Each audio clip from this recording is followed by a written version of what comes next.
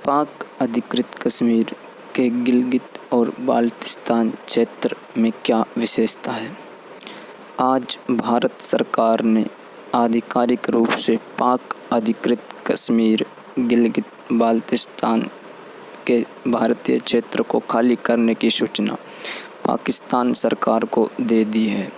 तो आइए पाक अधिकृत कश्मीर क्षेत्र के विषय में अपनी जानकारी बढ़ाएं, क्योंकि अब हम सभी देशवासियों को संपूर्ण जम्मू कश्मीर के इतिहास और भूगोल की सत्यता के बारे में बातचीत करने की ज़रूरत है, विशेषकर पाक अधिकृत कश्मीर और अक्साई चीन के बारे में। गिलगित, जो अभी पीओके के रूप में है, वह विश्व में एकमात्र ऐसा स्थान है जो 5 देशों की सीमाओं से जुड़ा हुआ है। अफ़गानिस्तान, कजाकिस्तान जो कभी रशिया का हिस्सा था, पाकिस्तान, तिब्बत और चाइना। वास्तव में जम्मू कश्मीर की महत्वपूर्णता जम्मू के कारण नहीं, कश्मीर के कारण नहीं, लद्दाख के कारण नहीं। वास्तव में अगर इसकी महत्वपूर्णता है तो वह है गिलगित बाल्टिस्तान के कारण। अब तक ज्ञात इतिहास में भारत पर जितने भी आक्रमण हुए, यूनानियों से लेकर आज तक शक, हुण, कुषाण, मुग़ल, वह सारे गिलगित मार्ग से ही हुए। हमारे पूर्वज जम्मू कश्मीर के महत्व को समझते थे। उनको पता था कि अगर भारत को सुरक्षित रखना है तो दुश्मन को हिंदू कुश अर्थात गिलगित बाल्टिस्तान के उस पार ही रखना होगा।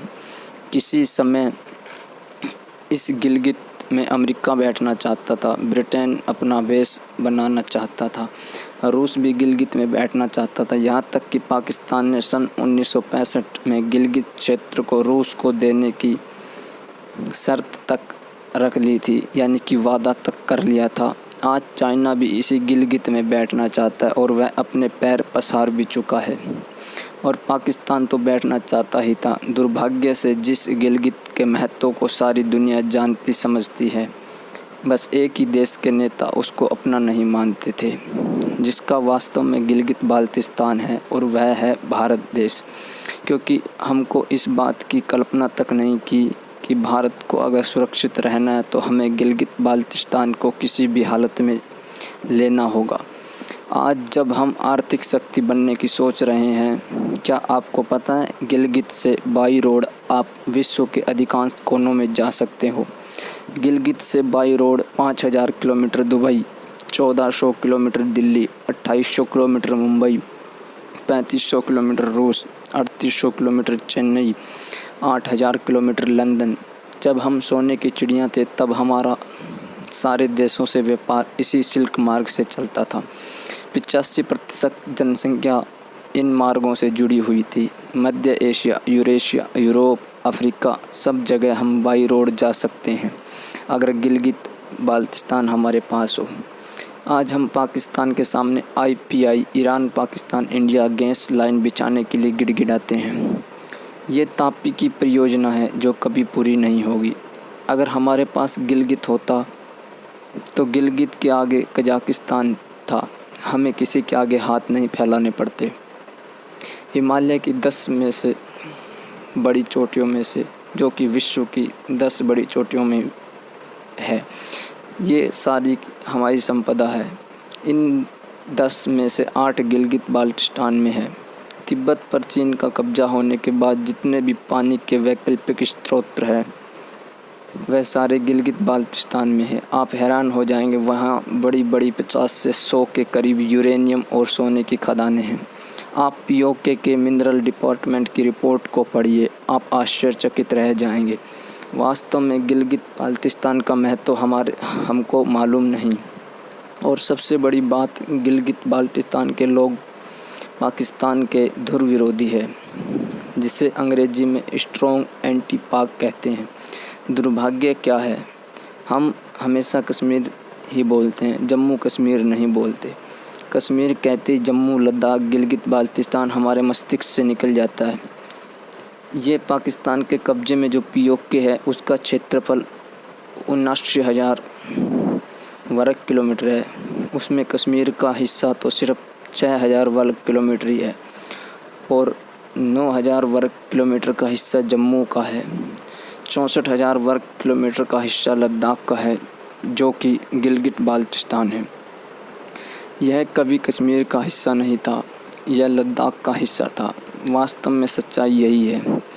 तभी भारत सरकार ने 2 संघ शक्ति राज्य जम्मू कश्मीर और लद्दाख का उचित निर्माण किया। इसलिए जो पाकिस्तान बार बार कश्मीर का राग अलापता रहता है, तो उसको कोई यह पूछे कि सही क्या है। क्या गिलगित बाल्टिस्तान और जम्मू कश्मीर का हिस्सा जिस पर तुमने कब्जा कर रखा है, क्या ये सभी कश्मीर का ही भाग है? कोई उत्तर नहीं मिलेगा। क्या आपको पता है कि गिलगित बाल्टिस्तान लद्दाख के रहने वाले लोगों की औसत आयु विश्व में सर्वाधिक है? यहाँ के लोग विश्व के अन्य लोगों की तुलना ज़्यादा जीते हैं। भारत में आयोजित एक सेमिनार में गिलगित बाल्टिस्तान के एक बड़े नेता को बुलाया गया था, तो उसने कहा कि देश हमारी बात ही नहीं जानता। जब किसी ने उनसे सवाल किया कि क्या आप भारत में रहना चाहते हैं, तो उन्होंने कहा कि 60 साल बाद तो आपने मुझे भारत बुलाया, और वह भी अमेरिकन टूरिस्ट वीज़ा पर, और आप मुझसे पूछते हैं कि आप भारत में रहना चाहते हैं। उसने कहा कि आप गिलगित बाल्टिस्तान के बच्चों को IIT IIM में दाखिला दीजिए और एम्स में हमारे लोगों का इलाज कीजिए। हमें यह लगे तो सही कि भारत हमारी चिंता करता है, हमारी बात करता है। गिलगित बाल्टिस्तान में पाकिस्तानी सेना कितने अत्याचार करती है, लेकिन आपके किसी भी राष्ट्रीय अखबार में उसका जिक्र तक नहीं आता। आप हमारे हैं, हमें यह एहसास तो दिलाइए कि आप हमारे बारे में सोचते हैं, हमारी फ़िक्र करते हैं और हमारा साथ देने के लिए हमारे साथ हर दम खड़े हैं। तो इस बात से ये पता लगता है कि कश्मीर का हिस्सा जो गिलगित बाल्टिस्तान है, वो भारत का एक महत्वपूर्ण हिस्सा है। अटल बिहारी की सरकार में एक बार गिलगित बाल्टिस्तान को भारत में मिलाने की बात हुई थी, पर उसके बाद पुनः 10 साल तक मौन धारण कर लिया गया।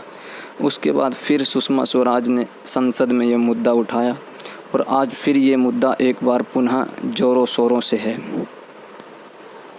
तो हमें ये जानकारी के बाद किसी को भी हम गिलगित बाल्टिस्तान के बारे में बता सकते हैं, बेझिझक बात कर सकते हैं। भारत माता की जय।